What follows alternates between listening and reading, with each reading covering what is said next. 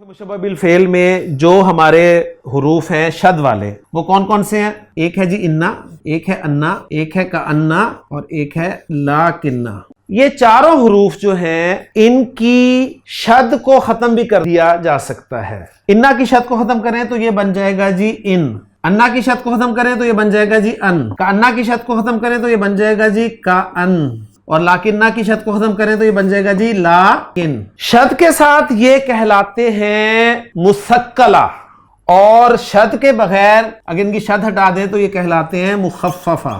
تو مسکلہ اور مخففہ، ان کی شد ختم کرنے کا فائدہ یہ ہوتا ہے کہ ان کی شد ختم کر دینے سے اب یہ جملہ فعلیہ پر بھی داخل ہو سکتے ہیں، اور دوسرا ان کی شد ختم کرنے سے فائدہ یہ ہوتا ہے کہ اب آپ ان کے اثر کو بھی ختم جو ہے وہ کر سکتے ہیں۔ گویا ان کا اثر کیا ہے کہ یہ مبتدا کو نصب دیتے ہیں، جب ان میں تخفیف پیدا کر دی جاتی ہے، ان کی شد ختم کر دی جاتی ہے تو یہ اب نصب بھی نہیں دیتے۔ ان کا جو مبتدا ہوگا، اگر جملہ اسمیہ استعمال ہو رہا ہوگا تو ان کا مبتدا جو ہے وہ رفع میں استعمال ہوگا، یہ ذہن میں رکھیں۔ اس میں تھوڑی ڈیٹیل ہے، وہ میں آپ کے ساتھ شیئر کرتا چلوں کہ انا جب مخففہ استعمال ہوتا ہے تو اس کے عمل کو زائل کرنا اور باقی رکھنا دونوں جائز ہیں، یعنی ان مخففہ کے بعد اسم جو ہے وہ نصب میں بھی آ سکتا ہے اور رفع میں بھی آ سکتا ہے۔ ان زیدن منطلقن اور ان زیدن